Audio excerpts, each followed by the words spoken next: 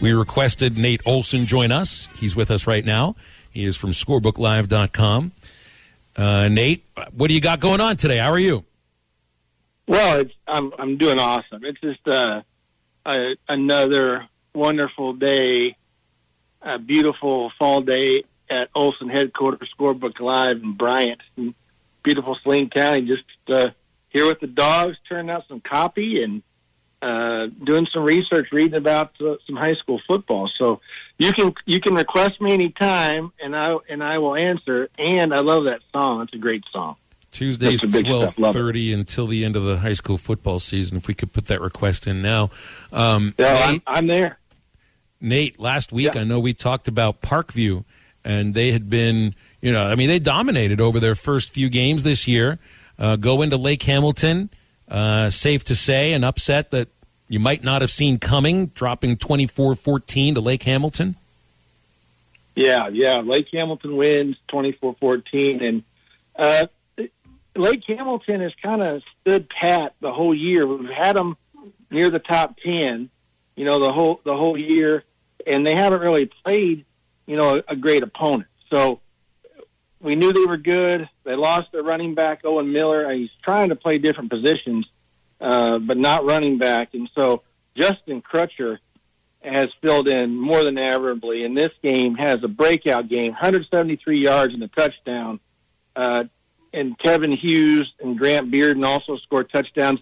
And the biggest thing here is that James Jointer from Parkview didn't go off in this game. He had almost 300 yards against Greenwood.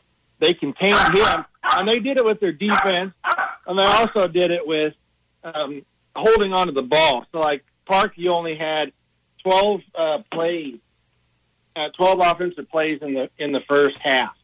So that's vintage Tommy Gillerin, Lake Hamilton football. You grind it out. You keep it on the ground. There was a hostile crowd there in Lake Hamilton. That's a great place for a football game. And it just played right into their hands. They've been looking for a game like this, I think, the whole year, and they got it, and they played well. And Parkview, who is one of the hottest teams around, went down there and lost. But they're going through this gauntlet. They had to play Greenwood. They play Lake Hamilton. Now they play at Benton.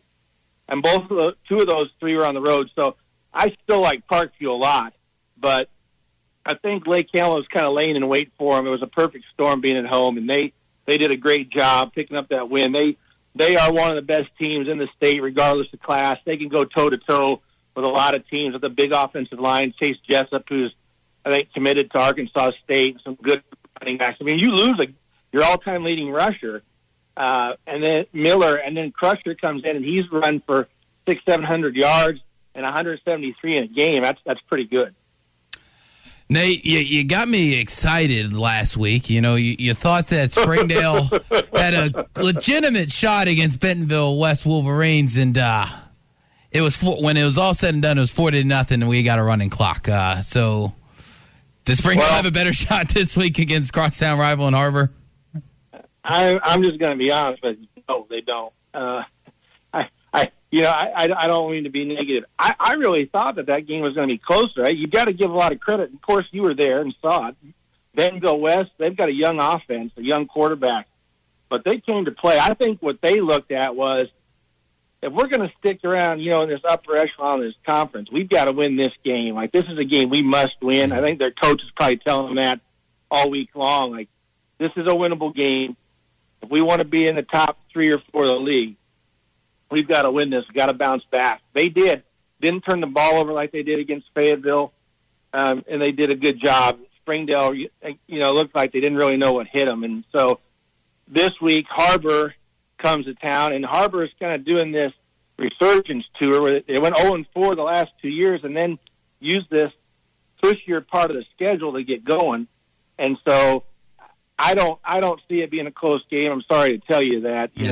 Maybe I'm just going to be honest with you because I don't want you to be disappointed. That way, Springdale does play well and they happen to win. Well, then I'll admit I'm wrong, eat crow, and you won't be disappointed. But I think Harbor is playing better and getting a little more confidence. You get that win under your belt. They played Heritage, ran for over 300 yards, should run for a lot of yards again this week too.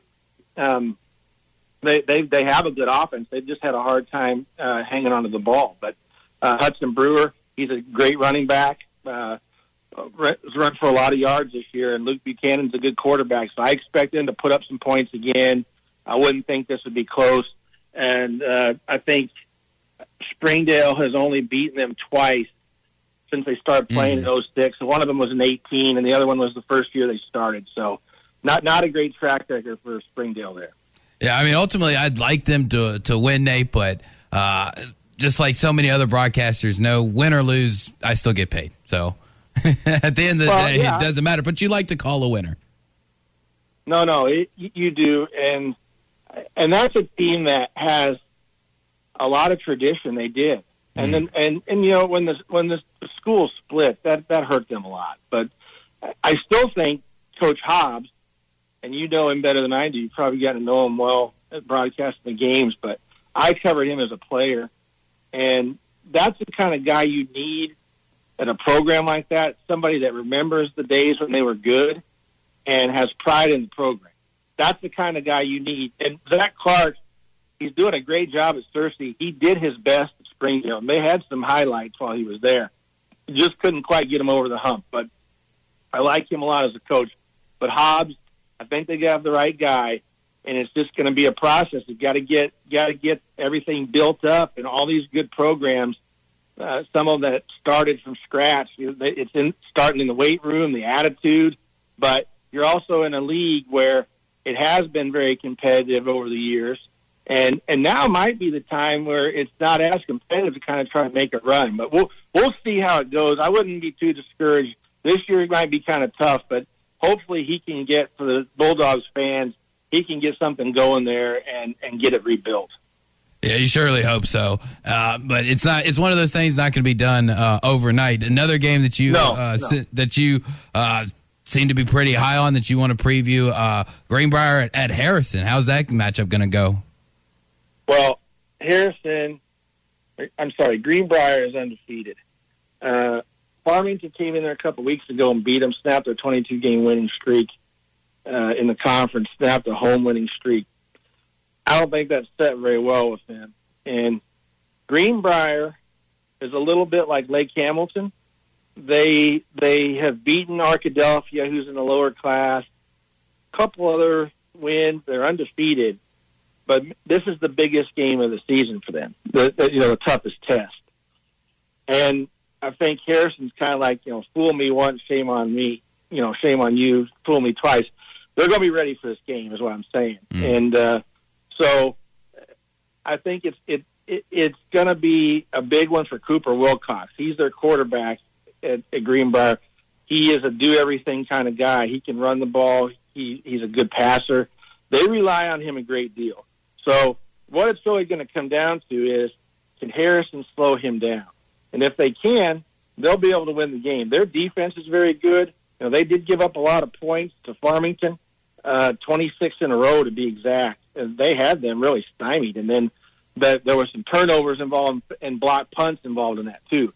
So that was a big deal. So if you play solid defense on Wilcox, if you can control the ball, they've got a much improved quarterback, Logan Plumley, probably one of the better quarterbacks in all the state. He threw for 237 yards last week, and they relied on Brody Gillum. He's one of their linebackers. He stepped in as a running back. He ran for 130 yards. So that's still a team that I have circled as a team that can go to Little Rock, and that was a setback against Farmington, but it wasn't the end of the year. This is a game that if they can win, they're right there still for a conference championship. And Bologna is undefeated, so need a little bit of help with Farmington to lose again. Then they would play Bologna. If they could beat them, they might share the championship, or Bologna loses. So it's a big game for them. Greenbrier wins, they're kind of a leg up for a conference title. So very, very big game. We'll be really interested to see what happens up there. Nate, appreciate you, man. Enjoy the games this weekend. Look forward to talking about it again next week. Back and better than ever. All eyes are on the gridiron as teams are back for another football season. As always, BetOnline is your #1 spot for all the pro and college football action this season. With the new updated site and interface, even more odds, props, and contests, BetOnline continues to be the #1 source for everything football. Head to your website or use your mobile device to sign up today and receive your 50% welcome bonus on your first deposit. Don't forget to use our promo code BELIEVE to receive your bonus. That's BLEAV. From football, basketball, boxing, right to your favorite Vegas casino games. Don't wait to take advantage of these amazing offers for the 2021 season. BetOnline is the fastest and easiest way to bet on all your favorite sports. BetOnline, where the game starts.